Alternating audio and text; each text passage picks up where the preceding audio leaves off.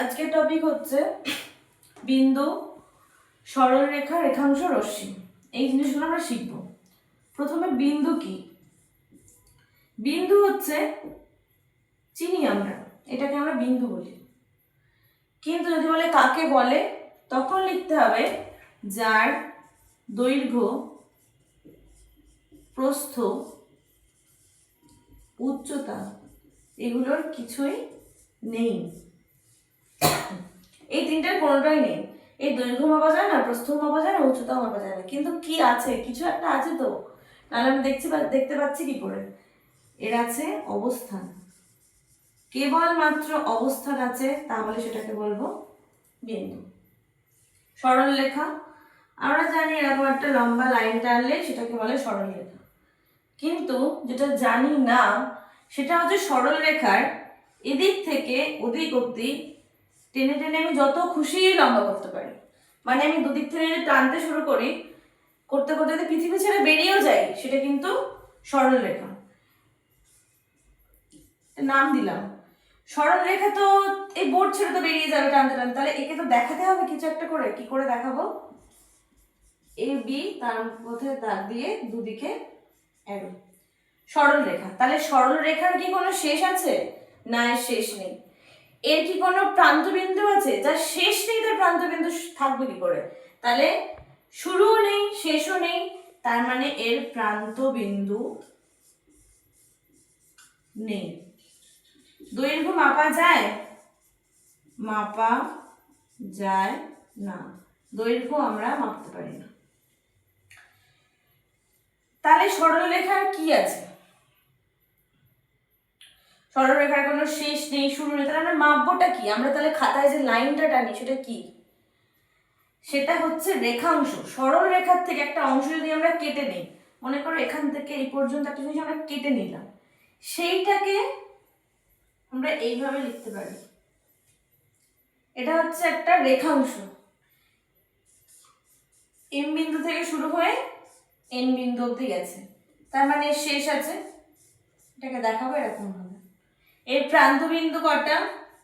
রেখাংশের প্রান্ত বিন্দু দুটি। দৈর্ঘ্য মাপা যায়? হ্যাঁ, মাপা যায়। এখান থেকে আমরা স্কেল ধরে মেপে ফেললাম। একে তো টেনে টেনে আমি লম্বা করতে পারবো না। তাহলে এটা হলো সরল রেখা, এটা হচ্ছে রেখাংশ বা সরল রেখাংশ। এইবারে রশ্মি।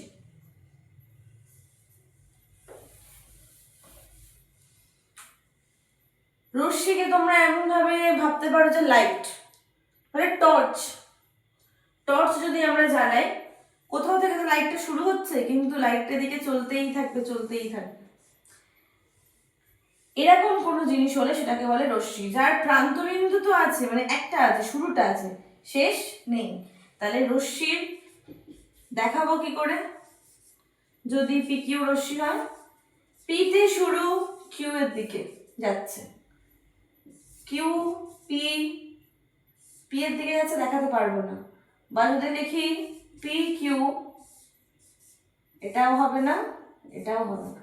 পি থেকে কিউ এর দিকে, এর দেখানোর একটা মানে আছে। যেদিকটা শেষ নেই সেদিকটাই অ্যারো দেবো। আচ্ছা, রশ্মির প্রান্তবিন্দু তাহলে আছে? হ্যাঁ আছে। কটা প্রান্তবিন্দু? একটা, যেটা শুরু হচ্ছে সেটা।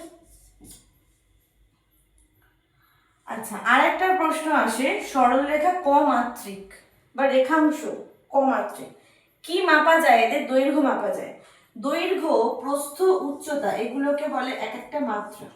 তুমি পৃথিবীতে যত জিনিস দেখবে তার হয় দৈর্ঘ্য আছে, মানে দৈর্ঘ্য প্রস্থ দুটোই আছে, না হলে দৈর্ঘ্য প্রস্থ উচ্চতা তিনটেই আছে। এটা হচ্ছে, তোমরা অনেকে রিলেট করতে পারবে, আমরা 3D পিকচার, এরকম খুবই বলি 3D পিকচার আমরা বাড়ির দেয়ালে টাঙাই। তার মানে কি? এটা এক একটা ডাইমেনশনের ডি আসে, তাই জন্য বলা হয় 3D। তাহলে এগুলো এক একটা মাত্রা বা ডাইমেনশন। মাত্রার ইংলিশ কথা হচ্ছে ডাইমেনশন। সরল রেখার কি মাপতে পারি? শুধু দৈর্ঘ্য মাপতে পারি, তাই জন্য সরল রেখা বা রেখাংশ একমাত্রিক।